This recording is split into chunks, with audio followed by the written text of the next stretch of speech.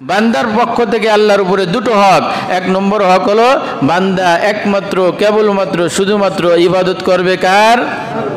আল্লাহর। ওয়ালা তুশরিক বিহি শাইআ, আর সাথে সাথে খবরদার আল্লাহর সাথে শিরিক করা যাবে না, আল্লাহর সাথে শিরিক করা যাবে না। এই দুটো হক যদি বান্দা আল্লাহর আদায় করতে পারে, আল্লাহও বলছেন আমার একটা হক আছে বান্দার উপরে, আমি বান্দাকে শাস্তি দেব না, বলেন সুবহানাল্লাহ। দুই হক বান্দার ঠিক, আল্লাহ তাআলার হক আল্লাহ আদায় করবেন, আল্লাহ বান্দাকে শাস্তি দেবেন না। এটা হক, এই হকগুলো আমাদের আদায় করা। উম্মতের পক্ষ থেকে রসুলের উপরেও কিছু হক আছে, উম্মতের পক্ষ থেকে রসুলের পরেও কিছু কি আছে? হক আছে।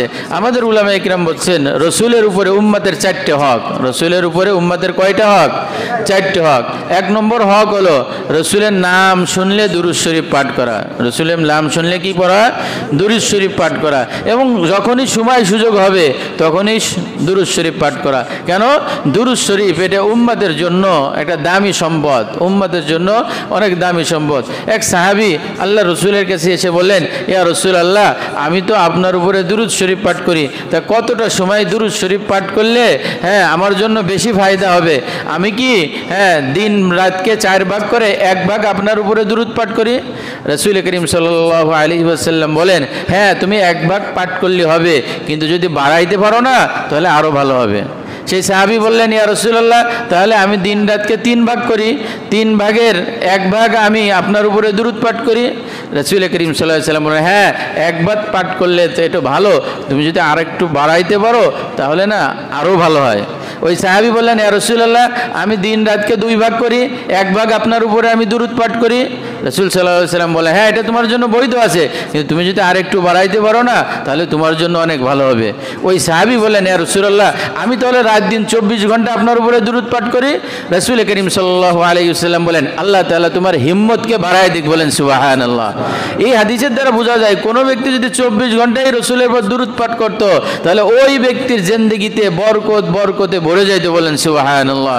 তো একটা মানুষ তো আসলে 24 ঘন্টা দুরূদ শরীফ পাঠ করতে পারবে না, তার অন্য ইবাদত আছে। কিন্তু সাহাবী ইকরামের দুরূদের পর আগ্রহ কি পরিমাণ ছিল যে সাহাবী ইকরাম যে বলে, ইয়া রাসূলুল্লাহ, আমি 24 ঘন্টাই আপনার উপর দুরূদ পড়ি।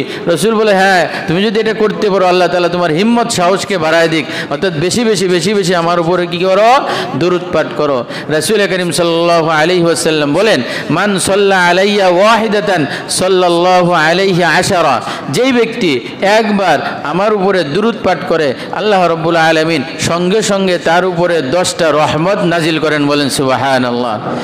দুরূদের মাধ্যমে উম্মাত রসুলের সাথে একটা কালেকশন সৃষ্টি হয়ে যায়, সম্পর্ক সৃষ্টি হয়ে যায়, কিন্তু উম্মাত আজকে দুরূদের কদর বুঝলো না, মর্যাদা বুঝলো না।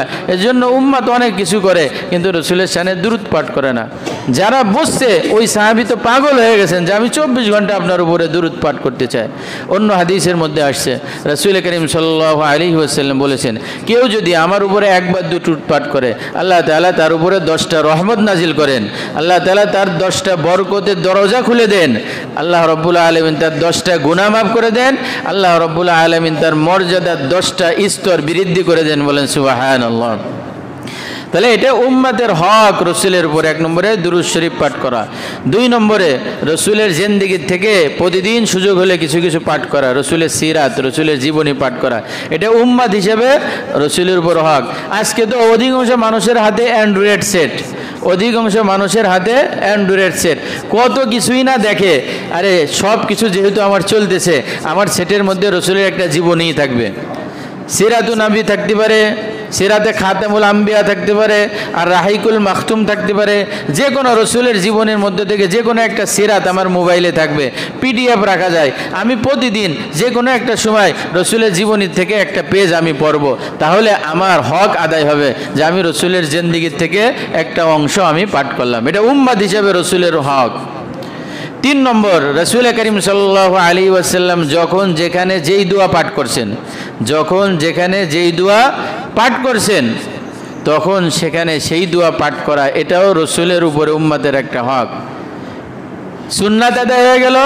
2 নম্বরে, রসুলের এই দোয়া পড়ার কারণে আল্লাহ তাআলা আমার উপরে খুশি হয়ে যায়, বলেন সুবহানাল্লাহ। আল্লাহ তাআলা আমার উপরে কি হয়ে যায়? খুশি হয়ে যায়। আজকে তো দেখবেন আমরা বিভিন্ন দলীয় বিভিন্ন পেশার মানুষ থাকে, যে যে দলের নেতাকে সে মানে সেই নেতার যে কোনো বক্তব্য বছরে বছরে ওই বক্তব্যটা চালানো হয়, ওই বক্তব্যটা সবার কাছে ভালো লাগে।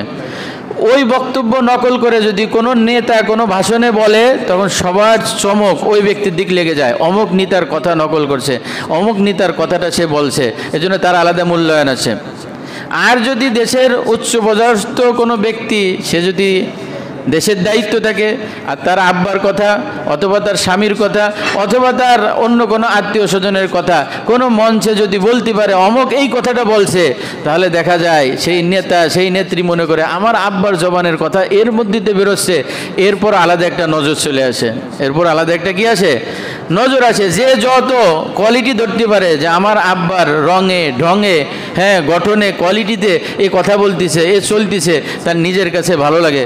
যদি এতটুকু যদি ভালো লাগে, নিজের আব্বার সুরাত সিরাত আকৃতি কথা যদি দেশের উচ্চপদস্থ ব্যক্তির কাছে ভালো লাগে আর তার যদি মর্যাদা বেড়ে যায়, রসুল করিম সাল্লাল্লাহু আলাইহি ওয়াসাল্লাম আল্লাহর সবথেকে প্রিয় মানুষ, আল্লাহ তাআলার সবথেকে প্রিয় নবী, এই নবী যখন যেই দোয়া পড়ছে সেই দোয়া যখন উম্মত পড়ে তা আল্লাহ তাআলার কাছে মজা লাগে, আল্লাহ তাআলা ওই বান্দার উপর খুশি হয়ে যায়। আরে আমার এই দোয়াটা তো আমার রসুল পড়ছে, আমার রসুল যেই দোয়াটা পড়ছে তুমিও সেই দোয়া পড়তেছো, তা আল্লাহ তাআলা ওই বান্দার উপরে খুশি হয়ে যায়। বলেন সুবহানাল্লাহ।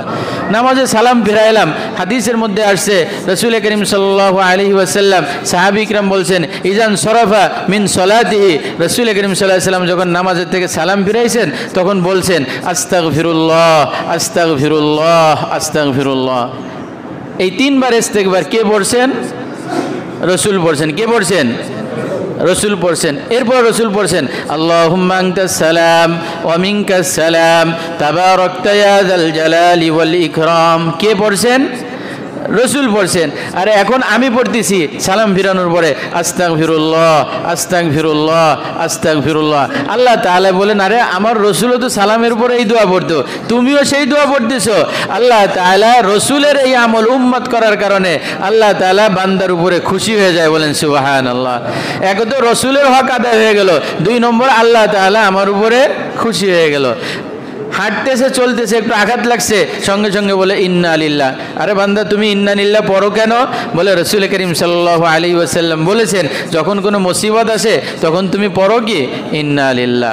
আরে মুসিবত তো তোমার পরে আসলো কিন্তু ছোটটা আসছে বড়টা আসেনি, এজন্য সাথে সাথে শুকরও আদায় করো, আলহামদুলিল্লাহ আল্লাহ তুমি ছোটটা দিছো বড়টা দেওনি।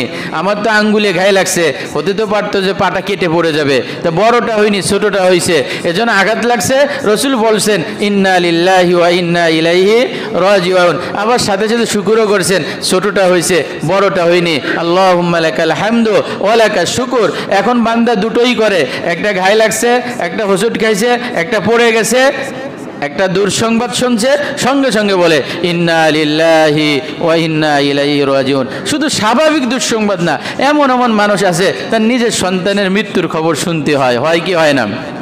নিজের সন্তানের মৃত্যুর খবর শুনতে হয় না, সে শুনে কি পড়ে ইন্না লিল্লাহি ওয়া ইন্না ইলাইহি রাজিউন। কত কঠিন অবস্থায় সে এই বাক্যটা পড়তেছে, যখন তার কলিজার টুকরা, তার আদরের দুলালি, তার 7 রাজার ধন তার সন্তান, যখন তারই সংবাদ শুনছে যে আমার সন্তানের ইন্তেকাল হয়ে গেছে, তখন তার মুখ দিয়ে ওই কঠিন মুহূর্তে যখন বলে ইন্না লিল্লাহি ওয়া ইন্না ইলাইহি রাজিউন, আল্লাহ তাআলা বলে আরে আমার বান্দা এই কথাটা পাইলো কোথায়? বলে রসুল্লাহ সাল্লাল্লাহু আলাইহি ওয়াসাল্লাম মুসিবত আসছে, রসুলের সামনে তারও সন্তান মারা গেছে, রসুলও পড়ছে ইন্না লিল্লাহি ওয়া ইন্না ইলাইহি রাজিউন। আল্লাহ তাআলা বলে আমার নবীর যেই বাতানো দোয়া, আরে তুমিও সেই দোয়া পড়লা, যাও আমি তোমার পরেও খুশি হয়ে গেলাম। বলেন সুবহানাল্লাহ।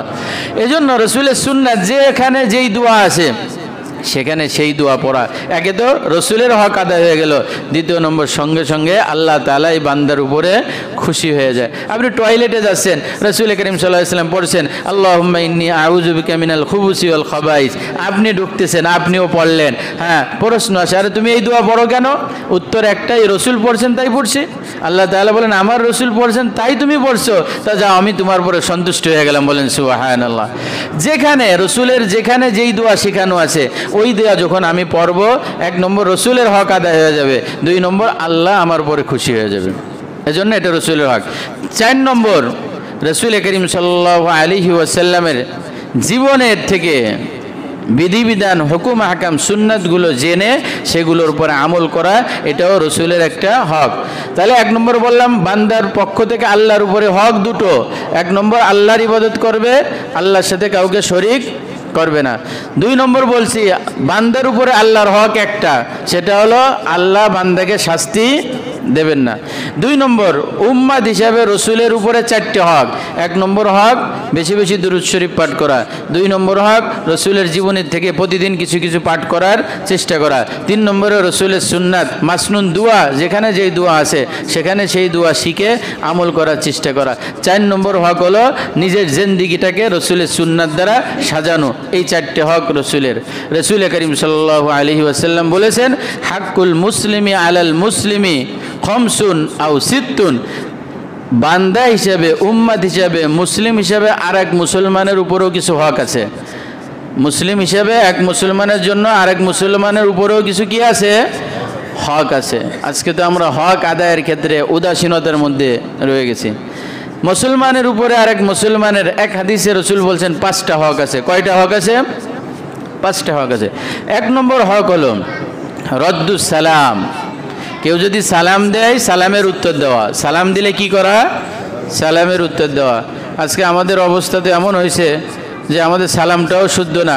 আমরা সালাম দিই, সালামু আলাইকুম, সালাম আলাইকুম, আসসালাম, আসসালামু আলাইকুম, সালাম আলাইকুম। এই শব্দগুলো কি হয়? আমাদের সালামে ব্যবহার হয়, কিন্তু আমরা মুসলমান, কিন্তু আমাদের সালামটাও কি না? শুদ্ধ না। 1 নম্বর হক হলো কেউ যদি সালাম দেয় তাহলে সালামের উত্তর দেওয়া। সালাম হবে আসসালামু আলাইকুম ওয়া রাহমাতুল্লাহি ওয়া বারাকাতুহু। উত্তরদাতাও চেষ্টা করবে ওয়া আলাইকুমুস সালাম ওয়া রাহমাতুল্লাহি ওয়া বারাকাতুহু। আসসালামু আলাইকুম মানে কি? আমার পক্ষ থেকে তুমি নিরাপদ, আমার পক্ষ থেকে তুমি নিরাপদ। কোন দিক দিয়ে? আমি জবান দিয়ে তোমাকে কষ্ট দেব না, আমি হাত দিয়ে তোমাকে আঘাত করব না, আমার অঙ্গ প্রত্যঙ্গ দিয়ে তোমাকে কোনো কষ্ট দেব না। সার্বিক দিক দিয়ে আমার পক্ষ থেকে তুমি নিরাপদ, আমার থেকে তোমার কোনো ক্ষতির সম্ভাবনা নাই। এটা হলো সালামের অর্থ। কিন্তু আমাদের সালাম কি? অনেক সময় কেউ কাউকে মারবে, সালাম দিয়ে মার শুরু করে। সালাম দিয়ে কি করছে? মার শুরু। সালাম দিয়ে, আর যদি মনে হয় যে কোনো হুজুরে মার দিতে হবে, তা আসসালামু আলাইকুম সালাম মুসাফা করে তারপর শুরু করলো। তা বললো কি আর করলো কি? আমাদের অবস্থা এমন হয়েছে, শেখ সাদি রহমতুল্লাহ আলাইহি বলছেন, দোস্ত আ বাসাতকে গিরা দস্তে দোস্ত। যদি কখনো বন্ধু বিপদে পড়ে তাহলে বন্ধুর হাত ধরতে হয়। বন্ধু বিপদে পড়লে বন্ধুর কি ধরতে হয়? হাত ধরতে হয়। এটা হলো বন্ধুত্ব রক্ষা। তা 2 বন্ধু, এক বিয়াক্কল বন্ধু, সে তো এটা শিখছে যে বন্ধু বিপদে পড়লে বন্ধুর কি ধরতে হয়? হাত ধরতে হয়। এখন বন্ধু একদিন রাস্তায় 2 জন আসে এর ঘুষানো শুরু করছে। উনি তো সবক শুনছে। শেখ সাদি রহমতুল্লাহ আলাইহি বলছেন যে দোস্ত আ বা সৎকে গিরা দস্তে দোষ। বন্ধু যদি বিপদে পড়ে তাহলে বন্ধুর কি ধরতে হয়? হাত ধরতে। ও যায় বন্ধুর 2 হাত জড়ায় ধরছে। এখন ওরা 2 জন তো ঘুষছে, এ তো একটু হাত দিয়ে ঠেকাইছিল। এখন বন্ধু এসে যখন 2 হাত আটকায় ফেলছে, তো এখন ঘুষিকার একটাও ঠেকতেছে, সব তো এর মুখের উপর আর গার পর পড়তেছে। ওরা তো মেরে চলে গেছে। এখন এই বন্ধু জিজ্ঞেস করে, কিরে দোস্ত, আমি বিপদে পাচ্ছি, তুই আমার এরম ভাই জড়ায় ধরলি, হাত ধরে বসলি, কারণ কি? তুই হাত ধরার কারণ তুমি মায়ের বেশি খেলাম, আমি তো হাত দিয়ে ঠেকাচ্ছিলাম, তো তুই হাত ধরার কারণ তো আমি বিপদে পড়লাম। এই তুই শুনিস নি শেখ সাদি কি বলছে? দোস্ত আ বা সৎকে গিরা দস্তে দোষ। বন্ধু যদি বিপদে পড়ে তাহলে বন্ধুর হাত ধরতে হয়। বন্ধুর কি ধরতে হয়? হাত ধরতে হয়। তো শেখ সাদি তো ওটা বুঝায়নি বন্ধু বিপদে পড়ছে তার হাত ধরে বসে আর সব কজন মিলে ঘুষে তার নাক ফোটায় দেখ। শেখ সাদি বোঝানোর চেষ্টা করছে বন্ধু বিপদে পড়লে তার সহযোগিতা করো। তার হাত ধরা দ্বারা হাত ধরতে হবে তা না, তাকে সহযোগিতা করতে হবে। 2 জন ঘুষেছে, এই বন্ধুর পক্ষ থেকে ওই 2 জনকে ঠেকাইতে হবে। এটা হলো কি? বন্ধুর হাত ধরার অর্থ। সালামের অর্থ হলো সে আমার থেকে নিরাপদ। আজকে সালাম দিয়ে মার শুরু করে, সালাম দিয়ে কি করে? মার শুরু করে। ওরকম বুঝছি আমরা। এজন্য রসুল বলছেন উম্মত মুসলমানের উপরে মুসলমানের 5টা হক আছে। 1 নম্বর হক হলো সালামের উত্তর দেওয়া। সালামের কি করা? উত্তর দেওয়া। 2 নম্বর হক হলো যদি কোনো মুসলমান মারা যায় তাহলে তার জানাজায় যাওয়া। মুসলমান মারা গেলে তার কি করা? জানাজায় যাওয়া। 3 নম্বর, কোনো মুসলমান যদি দাওয়াত দেয় আর সেটা যদি শরিয়াত সম্মত দাওয়াত হয়, মুসলমানের দাওয়াত না, চার দিলেন দিন মিলাদের দাওয়াত না, 41-এর দাওয়াত না, বার্ষিকীর দাওয়াত না, স্বাভাবিক যে সুন্নাতের দাওয়াতগুলো আছে সেই সুন্নাতি দাওয়াতগুলো যদি দেয় তাহলে সেই সুন্নাতি দাওয়াতে উপস্থিত হওয়া এটা একটা হক। 4 নম্বর, সে যদি হাসি দেয় তাহলে হাসির উত্তর দেওয়া এটাও একটা কি হক। এরকম এক মুসলমানের উপরে আরেকটা মুসলমানের কয়েকটা হক আছে। ঠিক মানুষ হিসাবে একজন মানুষ আর একজন মানুষের উপরে কয়েকটা হক আছে। রাসূল করিম সাল্লাল্লাহু আলাইহি ওয়াসাল্লাম এক হাদিসের মধ্যে বলছেন, লাইসা মিন্না মাল্লাম ইয়ারহাম সগীরানা ওয়ালাম ইউকির কাবীরানা ওয়ালাম ইউআযিম আলিমানা ফালাইসা মিন্না। রাসূল বলছেন, যার মধ্যে ছোটদের স্নেহ নাই, বড়দের সম্মান নাই, আর উলামায়ে কেরামের তাজিম নাই, সে আমার উম্মত না, সে আমার উম্মত না। অর্থাৎ সে আমার উম্মতের মতন কাজ করলো না। আমার উম্মত যদি হতে হয় তাহলে সে যদি বড় হয় তাহলে ছোটকে কি করবে? স্নেহ করবে। সে যদি ছোট হয় তো বড়কে সম্মান করবে। আর সর্বস্তরের মানুষ উম্মতের উলামায়ে ইকরামকে সম্মান করবে, উম্মতের উলামায়ে ইকরামকে কি করবে? সম্মান করবে। আর উম্মতের উলামায়ে ইকরামও মুসলমানদের যেই মর্যাদা সম্মান এগুলো কি করবে? রক্ষা করবে। তারাও তাদের হিকমতের মাধ্যমে উম্মতের সাথে চলতে হবে। এমন না হয় যে আমার মন চাই যা আমি তাই করলাম তাই বললাম, এটাও না। আবার উম্মতও আমার মন যেভাবে চাই উলামায়ে ইকরামের সাথে ব্যবহার করব, এটাও উম্মতের আদর্শ না। পুরো ডিটেলস আজকের আলোচনার মূল পয়েন্ট হলো আমরা আমাদের চলার ক্ষেত্রে বলার ক্ষেত্রে আমাদের কিছু হক আছে। বান্দা হিসেবে আল্লাহর উপরে দুটো হক আছে, উম্মত হিসেবে রসুলের উপরে কিছু হক আছে, মুসলমান হিসেবে আরেক মুসলমানের উপরে কিছু হক আছে, ব্যক্তি শ্রেণী হিসেবে বড় হিসেবে ছোটোর কিছু হক আছে, ছোটোর কাছে বড়োর কিছু হক আছে, সমষ্টিগত পুরো মুসলমান জাতির কাছে উলামায়ে ইকরামের একটা হক আছে। আমরা চেষ্টা করব আমাদের চলার ক্ষেত্রে, বলার ক্ষেত্রে, উঠা বসার ক্ষেত্রে, লেনদেনের ক্ষেত্রে, সামাজিকতার ক্ষেত্রে আমাদের হকগুলো আদায় করার চেষ্টা করব। যদি আমরা আমাদের হকগুলো আদায় করতে পারি তা আল্লাহ রাব্বুল আলামিন এই মুসলমান জাতিকে সারা বিশ্বের ক্ষমতা, সারা বিশ্বর জিম্মাদারি দিবেন। কিন্তু মুসলমান যখন মুসলমানের হক আদায় করবে না তা আল্লাহ রাব্বুল আলামিন বলবেন যে আমি এই পৃথিবীর দায়িত্ব বিধর্মীদের হাতে দেব, বিধর্মীদের হাতে দিয়ে দেব। বিধর্মীদের হাতে দেবেন কারণ কি?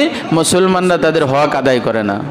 এজন্য আমরা যদি আমাদের হকগুলো সর্বক্ষেত্রে আদায়ের চেষ্টা করি, আশা করা যায় আল্লাহ তাআলা এই ইসলামী রাষ্ট্রের দায়িত্ব মুসলমানদের হাতে দিবে। আল্লাহ রাব্বুল আলামিন আমরা প্রত্যেকের হকগুলো আদায় করতে পারি সেই তৌফিক দান করেন। ওয়া আখিরু দাওয়ানা আনিল হামদুলিল্লাহি রাব্বিল আলামিন।